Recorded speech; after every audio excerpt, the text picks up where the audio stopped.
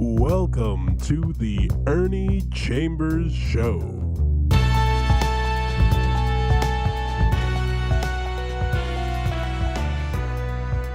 Brothers and sisters, friends, enemies, and neutrals, I'm Ernie Chambers, and my mood is better than it was last week. Not that it was bad, but between the last time I was here and now, Malcolm X finally was inducted into the Nebraska Hall of Fame.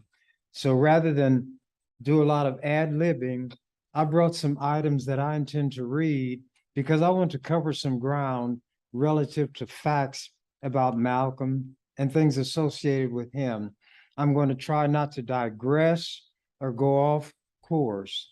I'm going to begin right away with the article that appeared the day after he was inducted. A state commission, oh, and by the way, it was Monday that this occurred. A state commission made history Monday by choosing Omaha native and human rights activist Malcolm X to the newest member of the Nebraska Hall of Fame. Members of the Nebraska Hall of Fame Commission first voted 4-3 for him, then agreed to make the vote unanimous. Both actions were greeted by cheers and applause from a delegation of Malcolm X supporters. The group included former Omaha Senator Ernie Chambers and leaders of the Malcolm X Memorial Foundation in Omaha. Chambers called it, quote, a monumental thing for a state as backward as Nebraska, as racist as Nebraska, to have commission members be willing to add Malcolm X to the Hall of Fame. He said he felt appreciation that Malcolm X had, quote, transcended so much negativism, unquote, to finally be chosen. And the negativism was because people didn't understand him. They went by what people said, and you know you can't rely on that. But to continue, Malcolm X, who was born in Omaha in 1925 as Malcolm Little, had been nominated for the Hall of Fame at least 2 times before. 15 years ago, he was deemed too controversial for the honor. Shamika Simpson, director of tours with the Malcolm X Memorial Foundation, described herself as surprised, elated, encouraged, and happy that 30 years worth of effort had finally paid off. She said adding Malcolm X to the hall can be an opportunity for restorative justice. Less than 2 years after his birth in Omaha, Malcolm's family fled from the city because of threats from the Ku Klux Klan. Those events had lasting effects on his childhood and his life. Quote, it's an opportunity to show that Nebraska is a state that considers all men created equal, unquote, Simpson said. This was not the state accepting Malcolm X. It was 4 of the 7 people on that commission. Then the other 3 decided to jump on board to make it unanimous. This does not mean that the state of Nebraska in any way has changed. It goes to the people who voted that day to put Malcolm into the Hall of Fame. I'm not giving up on Louise Pound, said a woman who had supported Louise Pound, who was a poet, but she came over to vote for Malcolm. Malcolm X will be the first Black person in the Nebraska Hall of Fame. The 26 current members include 3 Native Americans, one of whom is a woman, 4 other women, and 19 white men. Commission Chairman Ron Hull said the next step will be to commission a bust of Malcolm X, along with raising the remaining $15,000 needed to pay for the bust. Malcolm X will be officially inducted in 2024, and the bust will join the others in the state capitol. Quote, if I am here in 2024, I will make a special visit to see Malcolm X where he should have been long ago, Chambers said.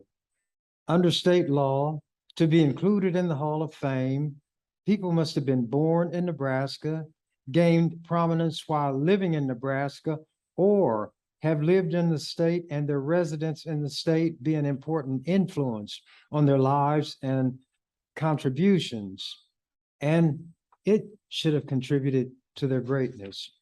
In addition, at least 35 years must pass between a person's death and the date he or she is officially named as a member. Lawmakers added that requirement to ensure that a person's accomplishments stood the test of time. Commission guidelines spell out that inductees typically have made contributions to society in public affairs or the arts, the sciences, the professions, with the greatest weight given to, quote, activities that have added to the welfare of society and to the reputation of Nebraska, unquote. Secondary consideration is given to people involved in entertainment, athletics, or fields of endeavor where interest, publicity, and general recognition may for a time be intense, but where a contribution to society is secondary. Some things were going on in Omaha long before the date this occurred. These two little items are from May of 1969, and I'm going to let you calculate how many years there would elapse between 1969 and 2022. Letter asks Malcolm X Day, World Herald, May 16th, 1969. An open letter Thursday urged Omaha school officials to excuse from school Monday all, quote, students, teachers, counselors, and administrators, unquote, in tribute to the late Malcolm X, Black Muslim. The letter, signed by civil rights activist Ernie Chambers and Black Panther leader Eddie Bolden, said the Omaha-born Black militant, quote, became a world figure who voiced the complaints and aspirations of exploited people everywhere, unquote.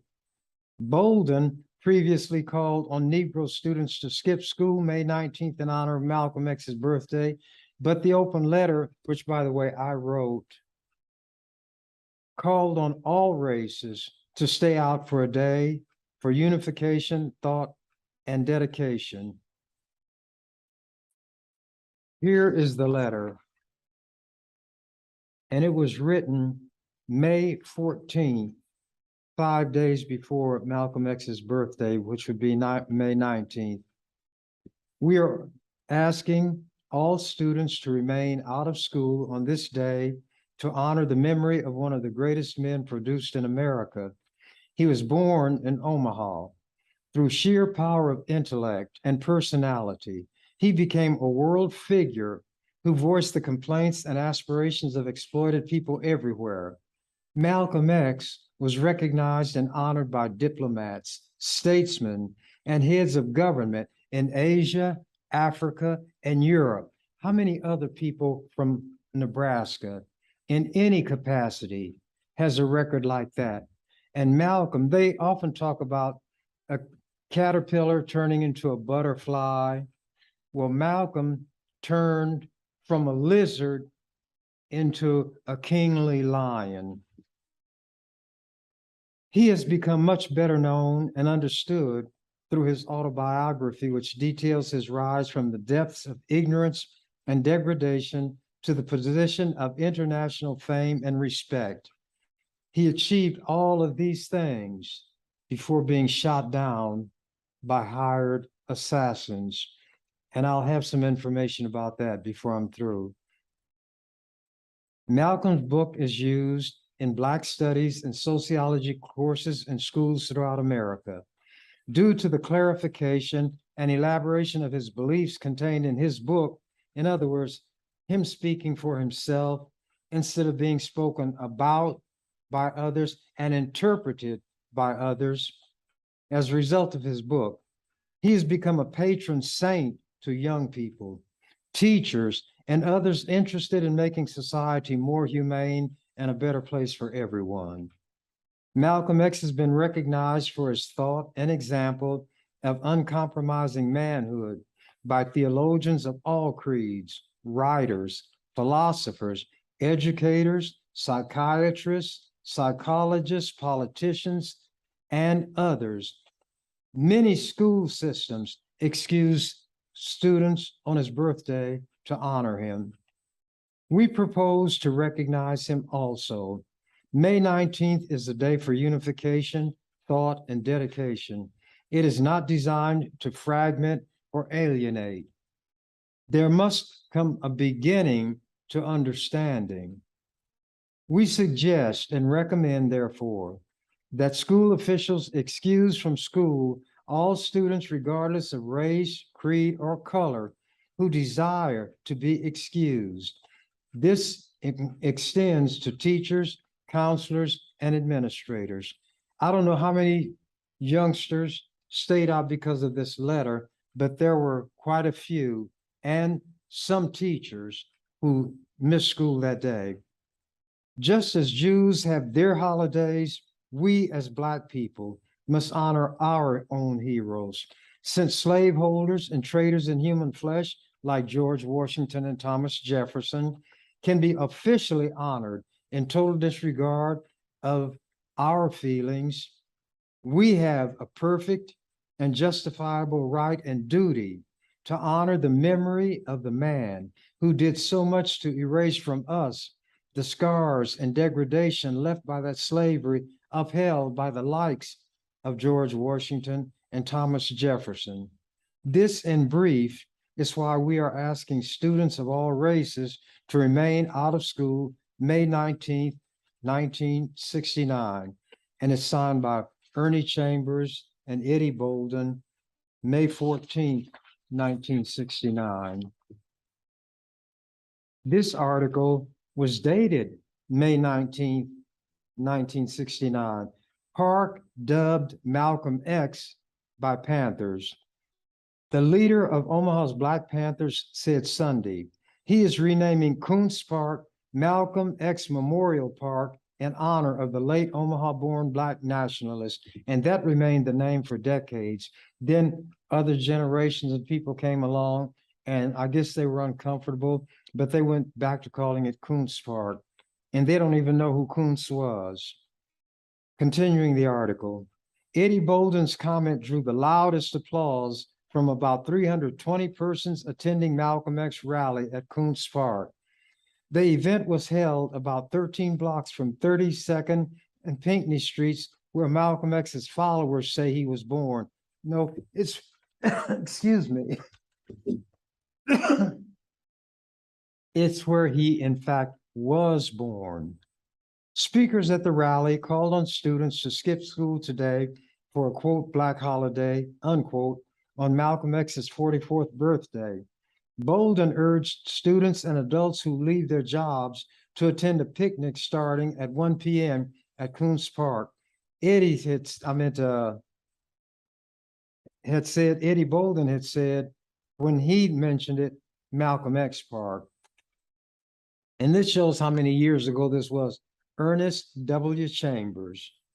That looks strange even to me, although that's the name of my birth certificate.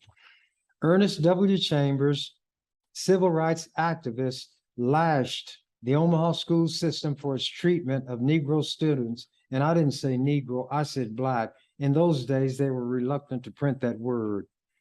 Its treatment of Black students, I had said. He also berated Negroes who use drugs.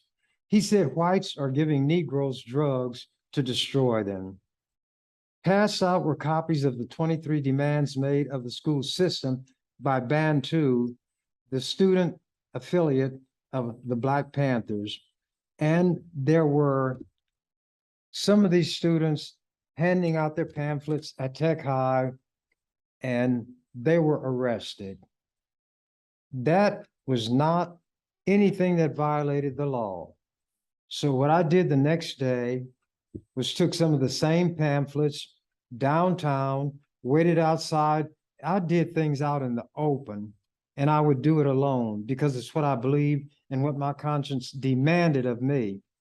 Had some of these pamphlets, and when the safety director, who was hit above the chief of police, and the mayor came out, I offered them pamphlets, and the safety director was law enforcement official. I said, arrest me. students were arrested for this, arrest me. And they naturally and obviously refused, and the students were let loose. We have to learn how to stand up for ourselves and our children. And the best thing to do is to be an example. Now, here is something from the Washington Post that appeared February 22nd of last year. It appeared last year. Malcolm X's family reveals letter they say shows NYPD and the FBI were involved in the assassination of Malcolm. Family members of Malcolm X have revealed a letter written by a New York police officer that they say shows the NYPD and the FBI were behind the 1965 assassination of the famed Black leader. The 2011 letter by the now dead officer Raymond A. Wood stated that Wood had been compelled by his supervisors at the New York Police Department to coax two members of Malcolm X's security team. They wanted to get rid of his security, and this is how the police did it. This is how they do things. Coax two members of Malcolm X's security team into committing crimes, leading to their arrests just a few days before the assassination. They were then unable to secure the entry to the New York Audubon Ballroom where Malcolm X had been speaking when he was killed. People always wondered where his security was. Malcolm X didn't fear being killed. Quote, "I live like a man who is dead," was a caption in this article. Wood maintained that the arrests were part of a conspiracy by the NYPD and the FBI to murder Malcolm X, who had become disenchanted with the Nation of Islam and left the Black separatist group to start his own organization, the Muslim Mosque. Quote, "I was a Black New York undercover police officer between May of 1964 through May of 1971, unquote," Wood's letter began. Quote, "I participated in actions that in hindsight were deplorable and detrimental to my own Black people. Under the direction of my handlers, I was told to encourage Black leaders and members of the civil rights groups to commit felonious acts," unquote. Wood said he was hired by the NYPD to infiltrate the civil rights groups, quote, "to find evidence of criminal activity so the FBI could discredit and arrest its leaders," unquote.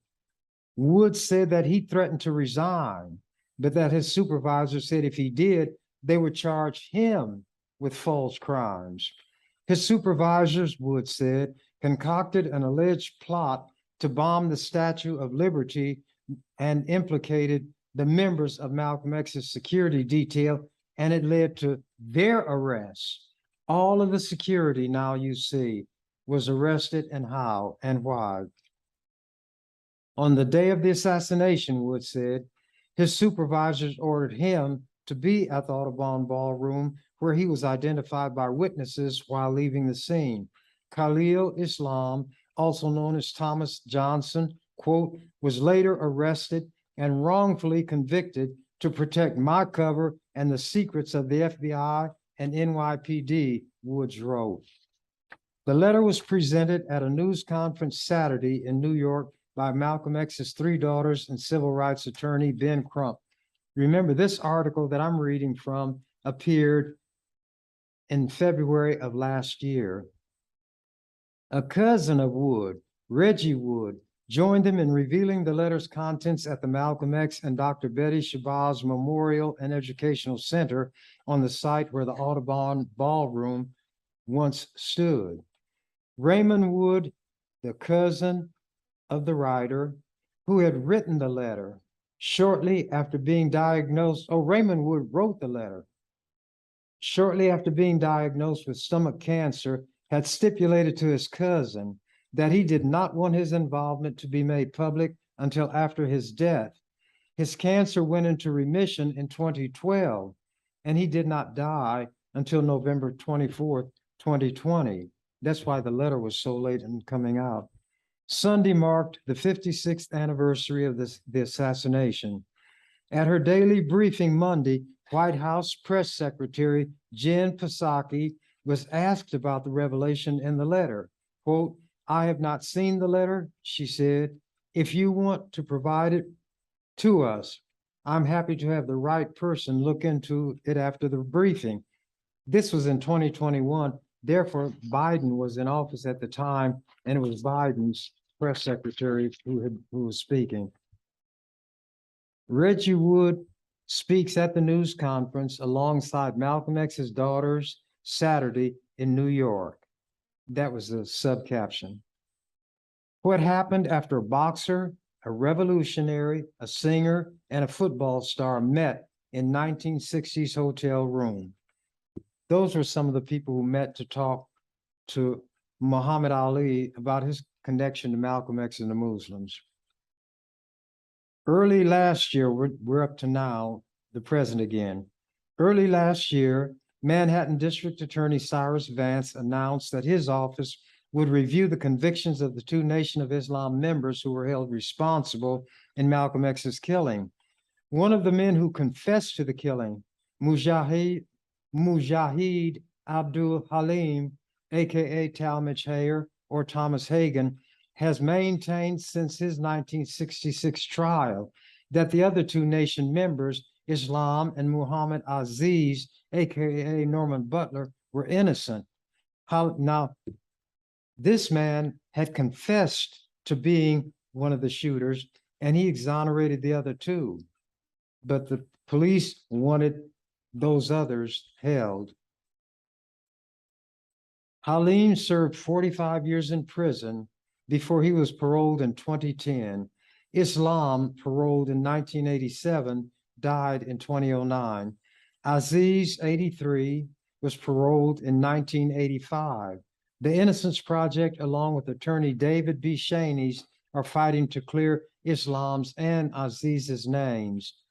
A 2020 documentary series on Netflix, Who Killed Malcolm X, and efforts by the Innocence Project prompted Vance to review whether to reopen the case. After Saturday's news conference, Vance's office released a statement saying its review of this matter is active and ongoing. In a separate statement, the NYPD said it, quote, has provided all available records relevant to the case to the district attorney. The department remains committed to assist with that review in any way. The FBI, as usual, has declined to comment. The assassination of Malcolm X has long been a subject of fascination to historians and activists, given the acrimony between Nation of Islam leader Elijah Muhammad and Malcolm X after his break from the group. According to witnesses in the Audubon Ballroom on February 21st, 1965, a man rushed forward and shot Malcolm once in the chest with a sawed-off shotgun, as two other men also charged the stage firing semi-automatic handguns. Malcolm X was pronounced dead that afternoon, shortly after arriving at a hospital. Malcolm X's widow, Betty Shabazz, said she believed current Nation of Islam leader Louis Farrakhan, a protege of Malcolm X, was involved in her husband's assassination. In the December 4th, 1964 issue of Muhammad Speaks, the organization's newspaper, Farrakhan wrote, quote, "The die is set and Malcolm shall not escape. Such a man is worthy of death," unquote. Farrakhan later acknowledged that his remarks played a role in the assassination. After confessing at length to his cousin, Raymond Wood wrote the letter, believing he would die soon. Reggie Wood said at the news conference that on the advice of Crump, he planned to publish a short memoir of his cousin's confession, which covered other matters as well. Quote, "I am aging and in failing health. Recently, I learned about the death of Thomas Johnson and am deeply concerned that with my death, his family will not be able to exonerate him," Raymond Wood wrote in the 2011 letter. "It is my hope that this information is received with the understanding that I have carried these secrets with a heavy heart and remorsefully regret my participation in this letter. But since his cancer went into remission, the letter was not released way back then, but only after he died. Lawyer Crump called on Vance's office to launch a full reinvestigation of Malcolm's assassination. Quote, who more personified the Black liberation movement in America in 1965 than civil rights icon Malcolm X, Crump said at the news conference. The FBI, quote, was trying to stop another Black messiah from uniting African Americans. This was orchestrated, and the only way we get to justice, restorative justice or otherwise, is with the truth. This article was dated November 18th of last year, 2021. Pair convicted in killing of Malcolm X to be cleared. Two of the three men convicted in the assassination of Malcolm X are set to be cleared Thursday after insisting on their innocence since the 1965 killing of one of the United States' most formidable fighters for civil rights. Their lawyers and Manhattan's top prosecutor both said this Wednesday.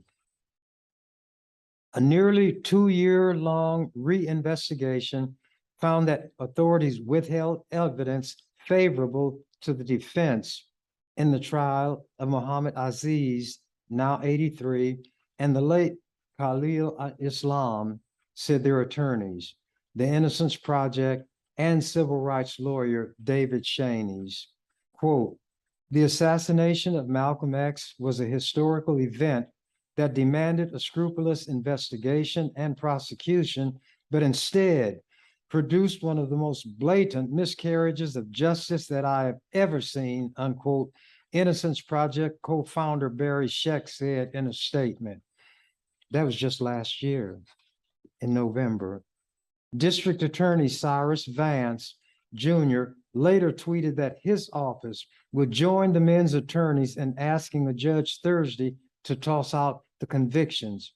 He's the district attorney in New York, Cyrus Vance Jr. Quote, these men did not get the justice that they deserved, Vance told the New York Times, which first reported on the developments. One of the civil rights era's most controversial and compelling figures, Omaha native. See, Omaha got recognition because of Malcolm X. Malcolm was known better than Omaha. Malcolm was the most famous person ever born in Omaha. And I stated to the media, which they didn't put in the interview they took with me, that there could not be a Hall of Fame in Nebraska, which did not include the most famous person, Malcolm X, I was referring to, who had ever been born in Omaha. And the only thing that people knew in other countries about Omaha and Nebraska was that Malcolm X was born here. Omaha native Malcolm X rose to fame as the Nation of Islam's chief spokesperson, proclaiming the Black Muslim organization's message at the time, racial separation as a road to self-actualization. He famously urged Black people to claim civil rights by any means necessary and referred to white people as blue-eyed devils, and he later denounced racism. I say that he defamed the devil when he did that. The devil never held Black people in slavery. The devil never sold Black people, never raped Black women, Black girls, and Black children. But this is what white people did. So in reality, Malcolm, but I understand it, defamed the devil when he referred to white people as blue-eyed devils. Continuing this article. About a year before his death, Malcolm split from the Nation of Islam and later made a pilgrimage to Mecca, returning with a new view of the potential for racial unity. Some in the Nation of Islam saw him as a traitor. At age 39, he was gunned down as he began a speech in Harlem's Audubon Ballroom on February 21st, 1965. Aziz Islam and a third Muslim, Mujahid Abdul Halim, also known as Talmadge Hayer and Thomas Hagan, were convicted of murder in March 1966 and sentenced to life in prison. Hagan said he was one of 3 gunmen who shot Malcolm X, but he testified that neither Aziz nor Islam was involved. The two, then known as Norman 3X Butler and Thomas 15X Johnson, maintained throughout that they were innocent and offered alibis at their 1966 trial. No physical evidence linked them to the crime. Hagen was paroled in 2010. He identified the two other men who were the gunmen, and Hagen admitted, but no one else was ever arrested. There was no interest in getting those who killed Malcolm. They were heroes to the police and the FBI and other white people. According to the New York Times, the reinvestigation found that the FBI had documents that pointed to other suspects, and a still living witness supported Aziz's alibi that he was at home with a leg injury at the time of the shooting.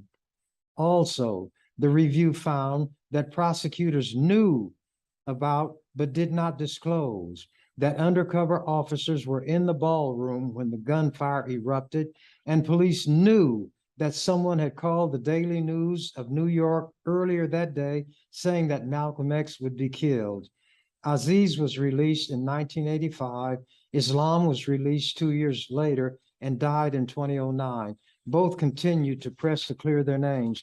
By these law enforcement officers being in the place and knowing this, if they were going to do the job they were sworn to uphold to do, they would have prevented this. But they were there to see that it was carried out on schedule. This is why I said the police are our ISIS.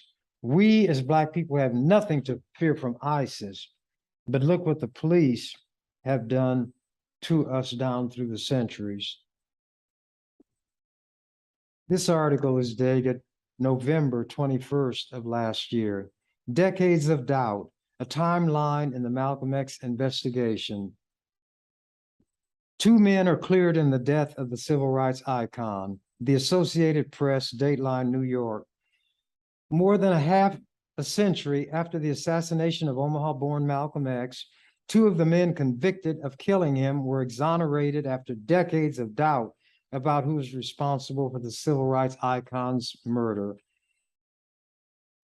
Manhattan judge Ellen Beeben dismissed the convictions of Muhammad Aziz and the late Khalil Islam after prosecutors and the men's lawyers said a renewed investigation found new evidence that undermined the case against the men and determined that authorities withheld some of what they knew. Quote, the event that has brought us to court today should never have occurred, unquote, Aziz told the court. I am an 83-year-old man who is victimized by the criminal justice system, unquote. He and Islam, who maintained their innocence from the start in the 1965 killing at Manhattan's Audubon Ballroom, were paroled in the 1980s. Islam died in 2009. Malcolm X gained national prominence as the voice of the Nation of Islam, exhorting Black people to claim their civil rights by any means necessary. Near the end of Malcolm X's life, he split with the Black Muslim organization, and after a trip to Mecca, started speaking about the potential for racial unity. It earned him the ire of some in the Nation of Islam who saw him as a traitor. He was shot to death February 21st, 1965. He was 39. A timeline of key dates. March 9th, 1964. Once a leading spokesman for Elijah Muhammad's Nation of Islam, Malcolm X announced that he is breaking with Muhammad's Black Muslim group and organizing his own organization. February 14th of 1965, the following year, a firebomb tossed through a window explodes in Malcolm X's living room in Queens hours before gunmen killed Malcolm X. Hours before dawn. Malcolm flees the burning house with his wife and 4 children. The next day, February 17th, which would be 3 days after the firebomb. And some of the journalists of the day said Malcolm orchestrated the firebombing of his own home while he and his children and his wife were in it. 3 days after that, 3 gunmen on February 21st killed Malcolm X as he begins a speech at the Audubon Ballroom in Manhattan. He is 39. Muhammad Abdul and the men that I mentioned before were arrested at the scene, and Hagen was shot in the leg by a bodyguard. February 26th, 5 days later, Muhammad Aziz, 26, then known as Norman 3X Butler, is arrested in the assassination. March 3rd, 1965, the following month, Khalil Islam, 30, then known as Thomas 15X Johnson, is arrested in the killing. Both he and Aziz insist they are innocent and they offered alibis.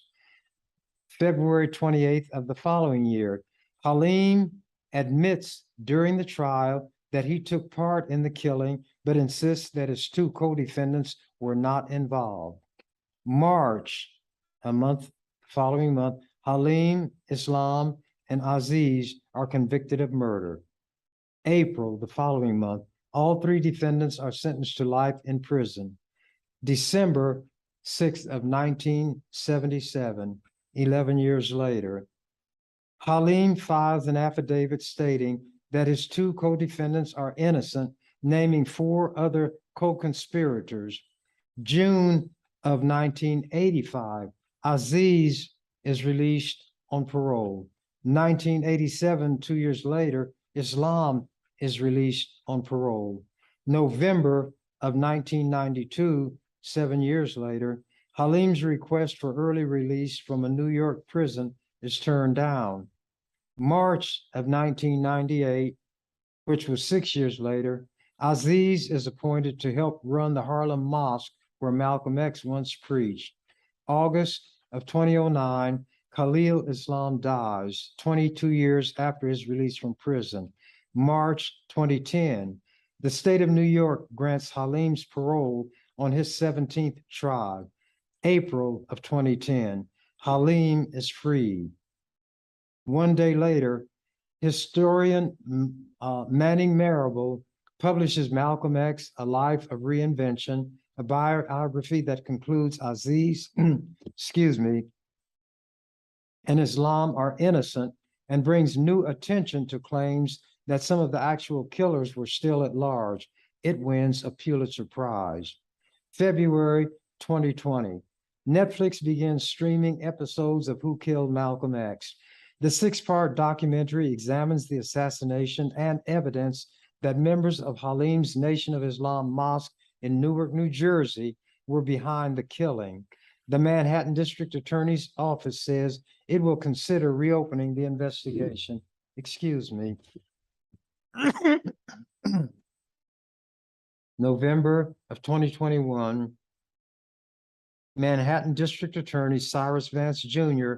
announces that his office will ask a court to exonerate Islam and Aziz. Lawyers for the men say a nearly 2-year-long investigation found that authorities withheld evidence favorable to the defendants during the trial. November 18th of last year, NYPD Chief of Patrol Juanita Holmes said she felt for Malcolm X's family and for Aziz and Islam if we are responsible for withholding information. Quote, I hope this doesn't end this discussion, NYC Mayor Bill de Blasio said. For millions and millions of Americans, we still need to know who killed Malcolm X and who ordered it. I have something here, speaking of Hall of Fame. Chambers headed for Hall of Fame, and this was from April 22nd, 2005. Term limits, the right printing is very small. This was from an editorial in the Lincoln Journal-Star, as I say, April 22nd, 2005, just when I was going to be term limited the first time after 38 years. Term limits may force Senator Ernie Chambers out of the legislature in 3 years, but they might as well reserve a space for him in the state capitol. After a few decades, he'll be back in the Nebraska Hall of Fame. That might be difficult to believe right now, with insults and wounds inflicted by the legendary senator from Omaha still fresh in the minds of his opponents. But when Chambers is eligible for consideration 35 years after his death, when that occurs, there'll be great cheering throughout the state. 35 years after his death, there are sure to be supporters to propose that a bronze sculpture of his bearded visage join those already in this august company. This week, the self-styled defender of the downtrodden, the only Black member of the legislature, set a new record for longevity when he broke the previous record set by Jerome Warner of Waverly. If Chambers serves out his term, he will have been in the legislature for 38 years. As long as term limits are in effect, that record will never be broken. I went back after 4 years sitting out and served 8 more for a total of 46 years. The accomplishments that Chambers values are successes such as elimination of the death penalty for juveniles and people with mental retardation, getting rid of corporal punishment in schools, and passage of the first state legislative resolution calling for divestiture of U.S. investments in South Africa as a protest against its apartheid government.